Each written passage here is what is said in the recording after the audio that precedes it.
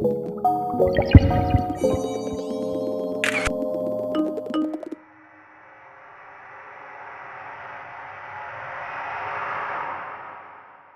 má bínú sí mi. Iṣẹ́ èṣù ni. I can't even explain what came over. Oh, please, just shut up. Àwọn ìgbà tí ó tọ́ ló ń wù lẹ́nu ọjọ́ mẹ́ta. Like I used to tell you, ìgbà tó bá wà nínú ẹ̀, tẹ́mi inú ẹ̀ bá ní kó wú lójú èmi pẹ̀lú bàbá ẹ̀. Wọ́n ti pa generator shrine. Tó bá torí ọkùnrin kan, ẹgbẹgbẹ̀rún ọkùnrin ló máa kọjá lórí sàárè ẹ̀. Mo lè wait láti meet àwọn parent ẹ̀. But at the same time, ó ti fi rẹ̀ hàn nìyẹn. Ó ti jẹ́ ká mọ̀ pé ẹranko lásán lòun. Ṣé o mọ̀ pé kò jẹun gbádùn lóbìnrin gbà fún? Ẹ nà òun ló ń disturb ló dẹ̀ try láti gbà fún. Ṣé tí wọ́n bá rí ẹ̀ tí wọ́n bá rí ètò, ó yẹ kó fi ètò sílẹ̀ kó pa ẹ̀ dànù ni.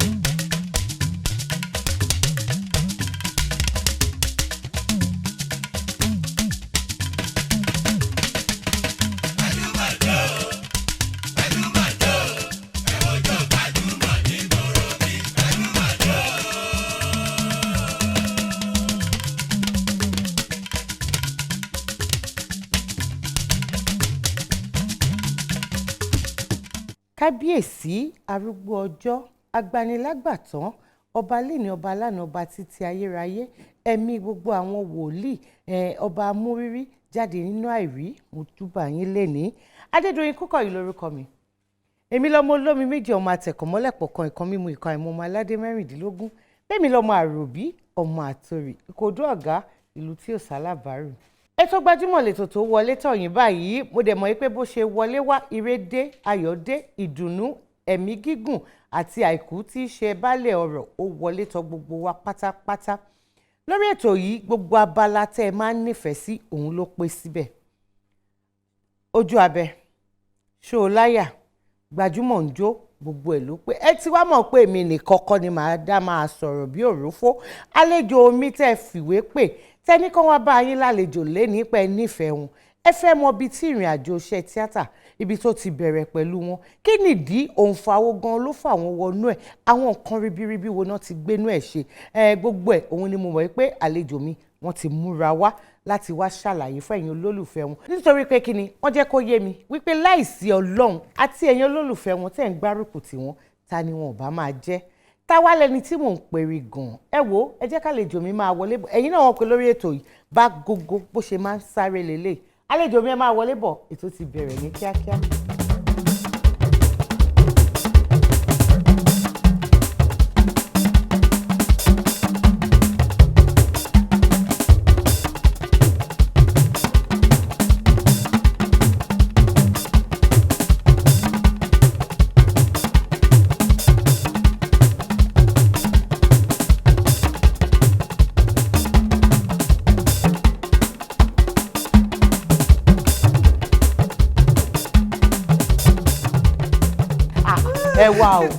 ẹ wá o dẹ́ẹ̀dẹ́ mìíràn wọ o kí ló wá ṣẹlẹ̀ gan ọwọ́ wo lẹ gbé wọlé yẹn. ẹ ti já sí bá ṣe rárá gbé wọ yẹn. èyí náà kàn wọ́n pé ẹ tẹ wá bá lálejò náà èmi náà ò dẹ ẹrù náà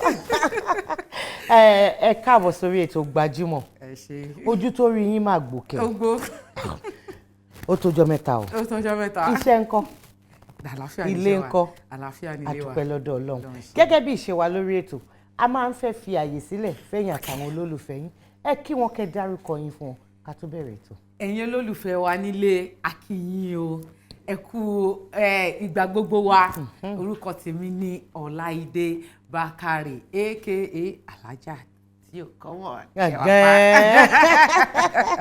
Alájà tí ò ṣe kí ni tí ò wọ́pọ̀ rárá I mean the one and only ọmọ tó sọ tíátà dowó so much money. tó sọ tíátà dowó èmi dẹ̀ wá nífẹ̀ẹ́ rúnà gìjẹ́ bẹ́ẹ̀ olúwa ṣeun ọmọ bíbí ìlú wo gan làǹtí Láìdé. ọmọ tó bí ìlú Ìbàdàn.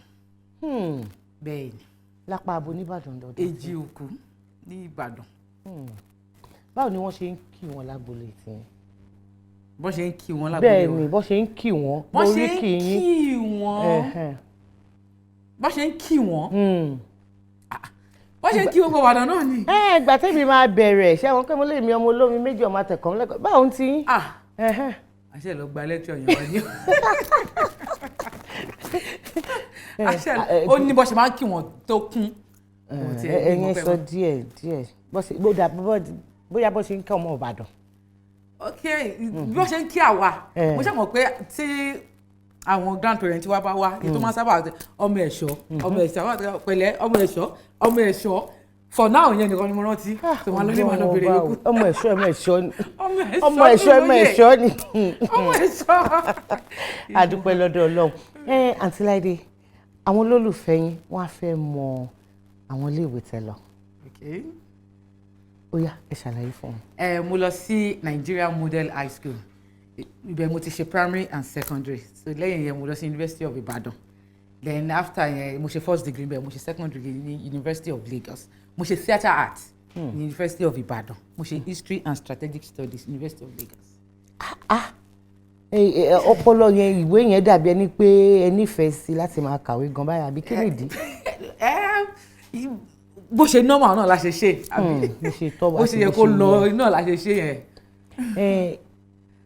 a ti gbà pé nǹkan tẹ́ ẹ lọ síléèwé gíga tìlú Ìbàdàn láti lọ kà òun ni bí wọ́n ṣe ń ṣe tíátà àmọ́ ṣe mọ̀ pé láyé ìgbà yẹn náà lọ́hùn tẹ́ bá ti di pé kẹ́ ẹ fọwọ́ sí ìwé tẹ́ ẹ máa fi wọlé ìwé gíga wọ́n ní àwọn òbí o kẹ́ ẹ lọ kàwé di bẹ́ẹ̀ ṣe máa dáadájọ́ bẹ́ẹ̀ máa ṣe di oníṣègùn òyìnbó àti bẹ́ẹ̀ bẹ́ẹ̀ lọ àmọ́ nǹkan tẹ́yìn wá wò lọ́kàn yín pé ebo bí wọ́n ṣe ń ṣe tíátà lóhùn èmi yìí lọ ṣé bẹ́ẹ̀ làwọn òbí yín ṣe gbárùkù tì yín tó ni àbí pẹ̀lú jà pẹ̀lú agídí lẹ fi tọwọ́ bọ̀. àánú rárá ò bẹ́ẹ̀ ni nǹkan tí mo dìdí fẹ́ lọ ṣe nìyẹn because mo ti ń ṣe tó lọ sí school wọlé ìwé bẹ́ẹ̀ ni mo ti ń ṣe láti tipẹ́tipẹ́ kí tó lọ so mo ti mọ̀ pé nǹkan tí mo fẹ́ ṣe nìyẹn then àti máa ń àwa náà nílé so àti láwọn kámẹ́rà nǹkan so wọ́n ò mind wípé kí n lọ study the use of gbogbo àwọn nǹkan tá a níyẹn náà so mo dìídì lọ ṣe ni.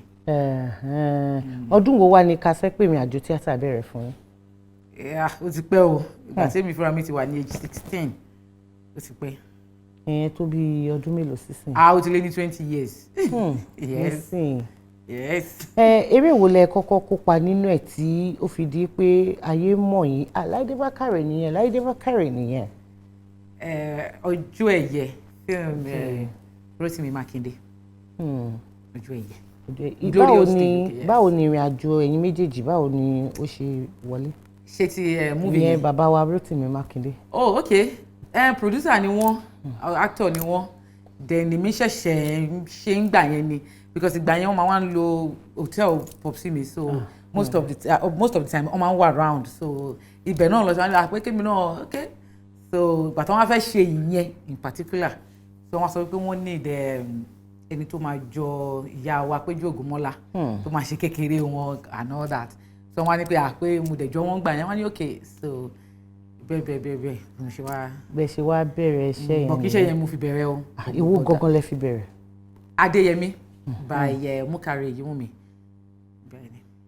lẹ́yìn a gbọ́ pé ẹ lọ sí iléèwé gíga láti lọ kà àmọ́ nǹkan tó ń kọ́ wa ní àwọn iléèwé ó yàtọ̀ sí pé ojú ayé ní báyìí gangan ló ṣe rí ibi ìlò láti gbégbà ibi ìlò láti gbégbà ṣé ó ní ọ̀gá kankan tẹ́ ẹ kọ́ṣẹ́ lọ́dọ̀ ẹ̀. òun náà sọ fíìmù Múkàrè ni mo kọ́kọ́ ṣe so then ìgbà yẹn náà ni mo ti wá lọ study theatre art so àti tiwọn àti school gbogbo ẹ̀ la dàpọ̀ mọ́ra wọn. ká gbà pé ọ̀gá yín àwọn ni Múkàrè wọn jẹ́ Olúwa ṣeun. Gbajúmọ̀ lẹ́tọ̀ ètò ní Gbajúmọ̀. Àǹtí Láìdé ẹ jẹ́ ká wo díẹ̀ nínú iṣẹ́ tẹ́ ẹ ṣe. ọ̀rọ̀ owó kọ́ ló ń ṣe mí o kò ń ṣọ̀rọ̀ wọn. kí ló wá ń wọ́rì ẹ̀. I'm fed up of living this way. Mo ti sọ fún yín. Ó ní mi ò ṣerú iṣẹ́ yìí mọ́. Lẹ́wà, ó ṣe fẹ́ fi ẹ̀bùn tọ́lọ́run fún ẹ ṣòfò báyìí nítorí Ọlọ́run. Kí ló ń wá rí ẹ? Oní grace ni.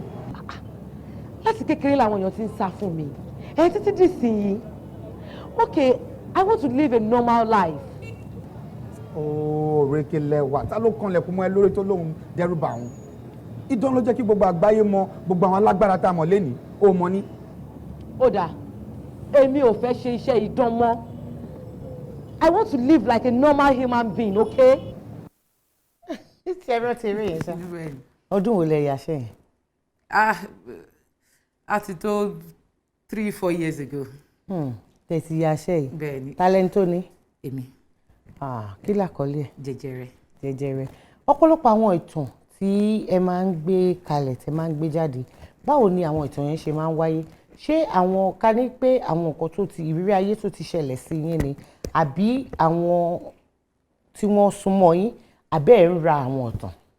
Most of the time àwọn nǹkan tó ń ṣẹlẹ̀ sáwọn èèyàn náà ni ṣe mọ̀ pa máa ń gbọ́ oríṣiríṣi stories láì ní àìmọye ìgbà tó ṣẹlẹ̀ sáwọn èèyàn so ta lè máa wo pé ó dẹ̀ da ọ̀tá bá put it down tàbá jẹ́ fi kọ́ àwọn èèyàn míì náà lọ́gbọ́n àwọn míì dẹ̀ máa ń wà àròsọ tó jẹ́ pé èèyàn máa rò pé tàbá dẹ̀ gbé báyìí so true life wà ìtí òkè ṣe true life fiction and non-fiction ṣe mọ̀ gbogbo ẹ̀ bó ṣe bá ṣe máa ń yí wọ́n. àwọn ọ̀tàn iṣẹ́ yìí lè máa ń kọ wọ́n àbọ̀ máa ń kọ fún yín. mo máa ń kọ wọ́n dẹ̀ máa ń kọ náà tí mo máa ń ṣe. wọ́n dẹ̀ máa ń kọ fún yín náà.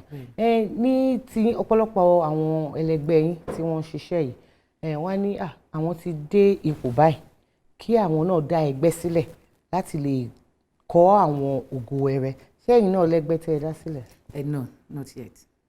Àmọ́ ẹ̀ ń gbèrò láti dá sílẹ̀. Yes mo gbèrò láti dá sílẹ̀ because ọ̀nà pọ̀ ọ̀nà tèmi pọ̀ díẹ̀ gan so ni o ṣe tí ì jẹ́ kí n dẹ́gbẹ́ sílẹ̀. kí n dẹ́gbẹ́ sílẹ̀. Gbajúmọ̀ lẹ́tọ̀ ètò ní Gbajúmọ̀. Ẹ jẹ́ ká lọ sí abala tí ẹ̀yin àtàwọn olólùfẹ́ yín tẹ́ ẹ fi máa fi ojú kojú. Àwọn tí wọ́n ní ìbéèrè ní fún yín, àwọn tí wọ́n dẹ̀ fẹ́ gbóríyìn fún yín, àwọn náà wọ́n wà ńbẹ̀. Ẹyọ kan nínú ẹ̀ ni a máa fi hàn yín lójú amóhùnmáwòrán, ìyókù àti orí àtẹ ayélujára òun ló wà. Ṣó ti yá? Abala yìí là ń pè ní ojú abẹ. Ṣé ká sojú abẹ ń kò? Ẹ jẹ́ ká sojú abẹ ń kò. Orúkọ mi ni Adéníkẹ́ Ọlátúnjí. Mo wà ní ìlú Kòròdú. So mo fẹ́ràn Láídé Bákàrè púpọ̀ but ó ti pẹ́ tí mo ti rí wọn nínú fíìmù. Ṣé wọ́n ti travel out ni àbí she's no more interested in movie anymore? Nǹkan tí mo kàn fẹ́ mọ̀ ń pa wọn nìyẹn. Ìbéèrè tó dáná béèrè observation wọn dẹ̀ right. Mo tí wọ́n bá diversify kí làwọn Yorùbá máa ń pè é. Pé ọ̀nà pín sóríṣiríṣi. Ọ̀nà tún pín so ṣe mọ̀ wípé bí èèyàn bá ṣe ń dàgbà sí tó ṣe ń grow sí businesses oríṣiríṣi mi àtúnyọjú so mo try láti concentrate lórí àwọn iṣẹ́ mi then family nǹkan kan mọ́ra wọn but mi ò fìgbà kọ́kọ́ fi iṣẹ́ orí ìtàgé náà sílẹ̀ but nísìnyí báyìí wọ́n á tún máa rí mọ́ àwọn. ṣe ìbéèrè wá láti ọ̀dọ̀ Bídèmí Ọlálẹ́yẹ kan náà àwọn olólùfẹ́ yín wọ́n ní àwọn fẹ́ mọ̀ bóyá ilé ọkọ ni ẹ yìí wà. bẹ́ẹ̀ ni. Ìbéèrè mi ìtúlélẹ̀ láti ọ̀dọ̀ Kẹ́misọ́lá. Kẹ́misọ́lá ní nígbà kan rí ẹ lọ kọ́ nípa olùdarí eré wípé ṣé ẹ fẹ́ fi ṣíṣe eré sílẹ̀ láti máa darí ni nísìnyí. No, mi ní fi eré sílẹ̀ láti máa darí máa ṣe gbogbo papọ̀ náà ni. Àmọ́ ṣé eré kankan wà tẹ́ ti darí? Bẹ́ẹ̀ ni o. Ẹ dárúkọ díẹ̀ fún wa. Dádì Alimat Alagbo, Alimat the drama àti bíi mélòó kan. Ilé ìwé wo gan lẹ lọ ní òkè òkun tẹ́tí lọ? New York Film Academy. Ọdún mélòó lẹ lò ń bẹ̀? Bí a year plus. Ní irú bẹ́ẹ̀ ṣe lọ kọ́ bí wọ́n ṣe ń darí eré ètò àti nǹkan kan bẹ́ẹ̀ ṣé rẹ̀ wà ní ilẹ̀ Nàìjíríà yìí? Ó wà ó máa ń láti wà. Ìyàtọ̀ wo ni tọ̀hún àti ti bí àwọn ẹ̀kọ́ tẹ́ ẹ kọ́? Ṣẹ́rí níbí báyìí University of Ibadan lèmi ti study theatre arts so àyẹ̀má major ní filmmaking script writing and all so ìyàtọ̀ tèmi fi pé wà school nìyẹn ti Nàìjíríà ìyàtọ̀ tẹ́mi feel pò wà ń bẹ̀ kò ju wípé hands-on la máa ń ṣe jù ní America most of the time because equipment gbogbo ẹ ti wà tẹ́ máa fi ṣiṣẹ́ so you have to be working with the equipment everything with the gadget you move ẹ máa jáde kúrò ní school premises wọ́n máa rán yín lọ síta so ó wà more technical ju ti bíbá ìlọ mú mọ gbàtà wà ní school theory la máa fi bẹ́ẹ̀ ṣe ẹ̀ẹ̀kọ̀ọ̀kan ló máa expose wa sí equipment handling and all la máa ń ṣe hands-on but níbẹ̀ yẹn practically hands-on la máa ń ṣe most of the time.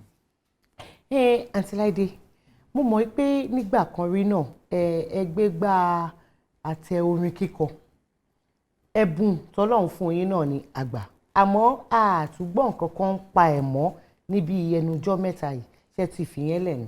ẹnujọ́ mẹ́ta yìí gan ti ẹ̀wà láṣẹṣẹ gbé mo ṣe soundtrack movie mi Jẹjẹrẹ but àwọn artist wà ní under label mi so àwọn yẹn wà but ìtẹ́mi fúnra mi ṣe ẹnujọ́ mẹ́ta yìí ni which láìpẹ́ láì jìnnà a tún máa push ẹ̀ mọ́ jù.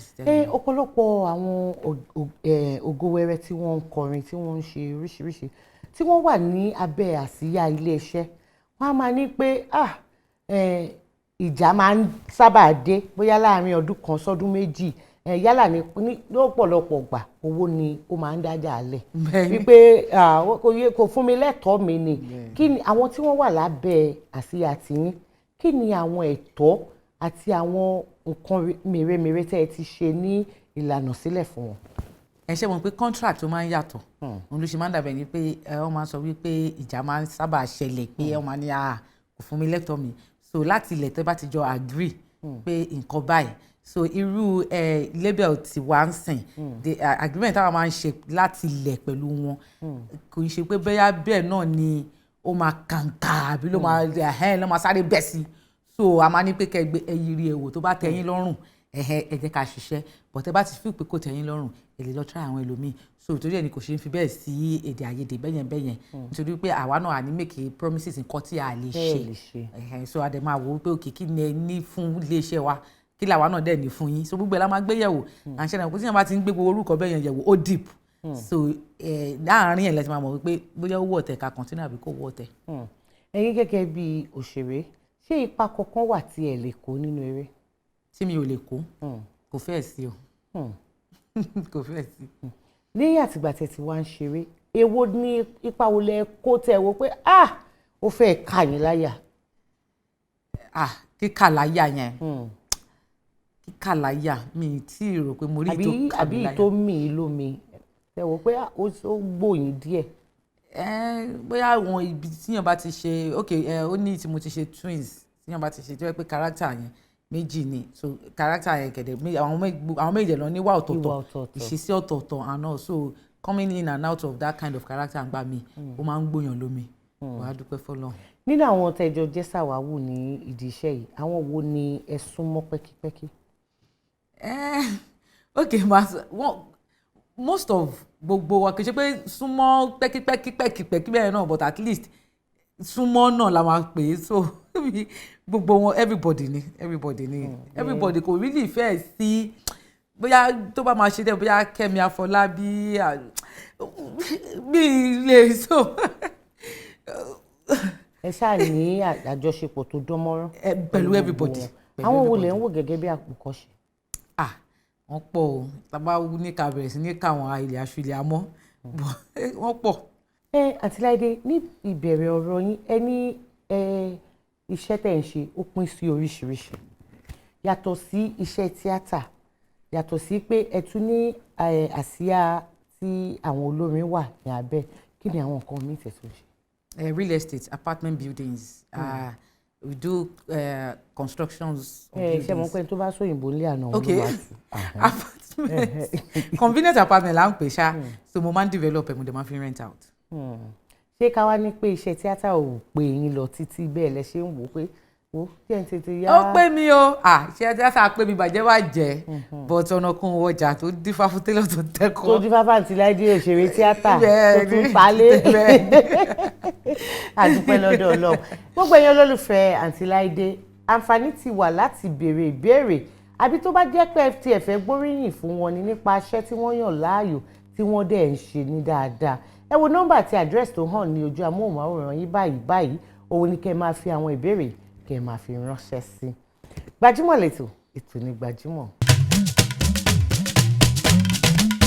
ẹ kú dédé ìwòye ẹ̀yin ènìyàn wa, orúkọ tèmi ni Ayọ̀bámi Ajíwọlé tí gbogbo èèyàn mọ̀ sí wòlíì àgbà. ẹ máa wo ètò Gbajúmọ̀, ibẹ̀lẹ̀ ti máa pàdé oríṣiríṣi àwọn eléré orí ìtàgé, àwọn olórin, àwọn adẹ́rìnpòṣónú àti bẹ́ẹ̀ bẹ́ẹ̀ lọ. Lórí ètò yìí ẹ lè láǹfààní láti máa bi wá láwọn ìbéèrè tó bá rú yín lójú. Ibi ilé àti máa ń sọ òkodoro ọ̀rọ̀ gangan tí kì í ṣe pé ibà kan wà ń bẹ́ẹ̀. Ó ti yẹ máa wo ètò Gbajúmọ̀, ó ṣe pàtàkì kó máa wò ó. Wòlíì ẹ ló sọ bẹ́ẹ̀, tó o bá wo ètò Gbajúmọ̀ kí ló wá fẹ́ máa wò. wọ́n máa ló lé ilẹ̀ tíṣù o. wàhálà ti dé báyìí ẹsẹ̀ oṣù lásán lèmi náà rí bí ìrìn tọ̀tún ẹsẹ̀ oṣù lélẹ̀ náà kí ló wá gbé bàtà ẹsẹ̀ ọ̀tún. ṣé wàá mọ̀ pé ẹni tí ó bá jẹ gbẹngbẹ yóò tilẹ̀kùn gbẹngbẹ ni. If you push me further, you will bring out the animal in me. Don't give a damn! Don't tell me that nonsense, man. àtàṣewádìí ológun àwa kiri ìbájọ́ bọ́ bàtà lẹ̀ bí sìn ni. ṣọmọ kékeré ni mi ṣọmọ dédé wù mí kí n máa fẹsẹ̀ máa rìn ni. yọ bàtà yọṣu I mean yọṣu. ibi tẹ́ ẹ bá fi ẹsẹ̀ kan bàtà tèmi sí ẹ lọ́rẹ̀ mú jáde o bí bẹ́ẹ̀ kọ́ nǹkan ṣe. bó ṣe yẹ kó rí nìyẹn. ibi mo sọ fún wọn pé bàtà àlejò ní kí wọ́n máa lò. gbogbo èèyàn máa gbá máa ro gbogbo ẹ̀. bí gbogbo èèyàn bá gbọ́ nǹkan ṣe. níbi tí àgbàlagbà bá jókòó sí báyìí tí ọmọdé bá gbé àkàbà tó bá gùn bẹ̀ kò lè rí nǹkan.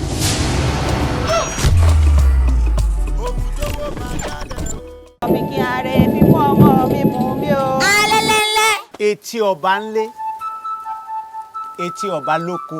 ẹ̀yin aráàfin ẹ fọ́bọ̀ọ́yè ẹ sì fi ó kú. ẹni bá roku ro ọkọ ìlú ni ó kú o. ìwé níta bá wà ní ọjà sọ. àwọn tí mo bá ní o mọ̀ ṣe ni o mọ̀ ṣe o àwọn tí n bá ti ní o mọ̀ ṣe mọ̀ ṣe o. irú ọmọ àràmàdà wo gan-an ló wà nínú mi yìí. gbogbo òlú gan ní múra lẹ́ẹ̀dẹ̀ bíbọ̀ ọmọ tí ń bẹ́nu rẹ̀. gbogbo ọjà káàdìwọ̀ yìí tí mo ti ní kẹ́ẹ̀gbọ̀n ẹ̀ tí ì rí gbọ̀n látàárọ̀ kí ni tẹ́ wá ń ṣe. tá a ti rí i. àárí.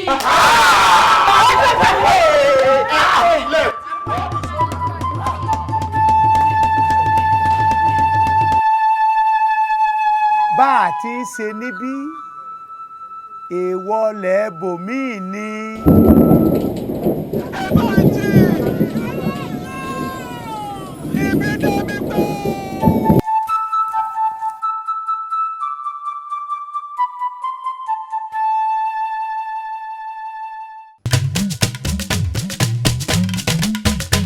Àǹtí Láìdé, mo mọ̀ pé ọmọ Ìbàdàn ni. bẹ́ẹ̀ni. Èdè Yorùbá dẹ̀ dán mọ́rán dáadáa lẹ́nu yín. Sure. Kí ló dé? Because ẹ ti ń wà mí ẹ ti ń sà mí ẹ ti ń kó mi jẹ. mo ń kó yín jẹ. ẹ ti ń sọ pé èdè Yorùbá dán mọ́rán lẹ́nu mi. kí ni ìdí tẹ́ rò pé mo fi sọ bẹ́ẹ̀?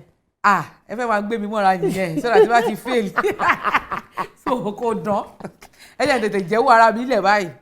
ó dà tí wàá bí yín sí pé Àǹtí Láìdé ṣe láyà ẹ máa lẹ́ẹ̀ láyà. ṣé mo ní àyà àti fail so tí bá fail kò sí wàhálà jọkànjọkàn àṣà máa pass.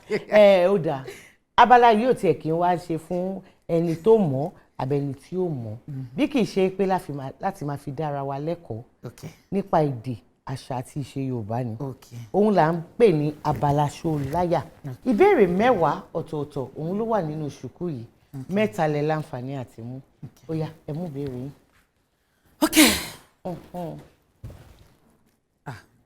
ṣé gbogbo ẹ la máa dà wọ́ta? 3 ni kẹ́ ẹ mú o tẹ bá ti lọ mú ju 3 gbogbo ẹ ní máa bí. irọ́ 1 okay 2 ẹlẹ́ẹ̀kẹta ẹ̀tàǹtàgbá àti ń practice lẹ̀. mo jẹ́rìí ìbéèrè 3 tó jẹ́ àkọ́kọ́ igi wo ni Yorùbá ń pè ní olóbòtújẹ? ẹ tún pè náà.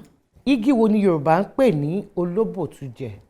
olóbòtújẹ olóbòtújẹ mi lè mọ̀ olóbòtújẹ. tújẹ. olóbòtújẹ. wọ́n máa ń pè ní bòtújẹ. bòtújẹ. bòtújẹ. bòtújẹ. bòtújẹ. bòtújẹ. Oh, ok, mo ti mọ̀. Ẹ ti mọ̀, ó yá kí ni. Igi àgbo.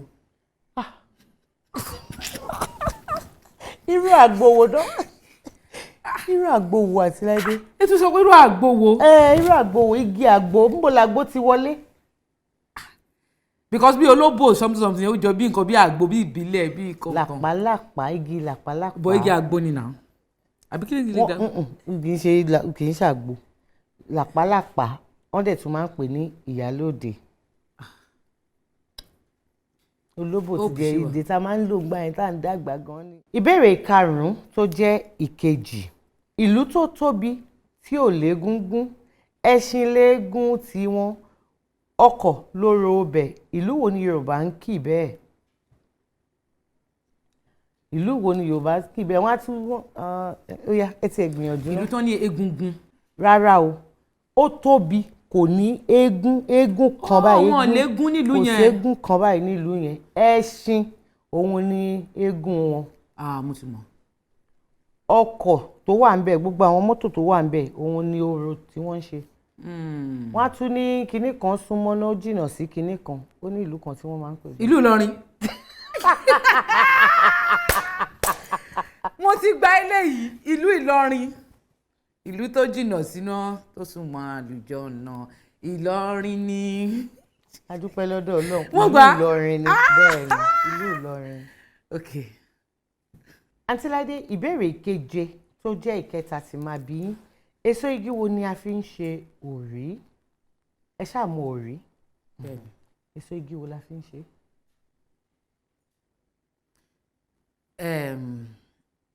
Ṣé mo lè bèrè kankan lọ́wọ́ yín? Ẹ bí mi. Igi wo la máa fi ń rí oyin? Igi wo la fi ń torí yẹn? Àwọn méjèèjì wọn ò ní àjọṣepọ̀ kankan. Ok, ẹ bọ̀ ẹ sọ. Gbogbo igi lẹ ti lè ròyìn. Ok. Kókó wọn yẹn kò sí igi tí wọ́n lè kọ́ sí. Ok, so tí òrí á wá jẹ́ igi inú igbó dẹ̀ ni igi yẹn máa wà. Inú igbó ni. Inú igbó ni. Kò lè sí nǹkan tó ń jẹ́ igi bọ́tà.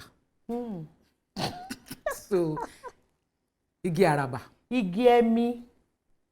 Ẹ̀mí bẹ́ẹ̀ ni òun ni wọ́n ti máa ń rí òrí. Jésù Olúwa wa. Àmín. Àǹtíláídé, ìbéèrè mẹ́ta ni mo bí yín. Mo dẹ̀ mọ̀ pé àwọn olólùfẹ́ yín nílé á ti tún kọ́ ẹ̀kọ́ mọ́ ẹ̀kọ́ nípa àṣà ìṣe àti èdè Yorùbá ni. Kì í ṣe pé àwò pé Àǹtíláídé gbọ́ Yorùbá gan, Àdóyìn gbọ́ bí kì í ṣe pé ká fi máa dára wa lẹ́kọ̀ọ́ nítorí a fẹ́ kí àṣà ìṣe àti èdè wa kó parẹ́. Àǹtíláídé, kí ni àṣírí ẹwà yín náà? Àṣírí ẹwà yìí Ọlọ́run ni. Ọlọ́run ni. Bẹ́ẹ̀ni. Kọ́ tí gbogbo yín máa ń sọ ni.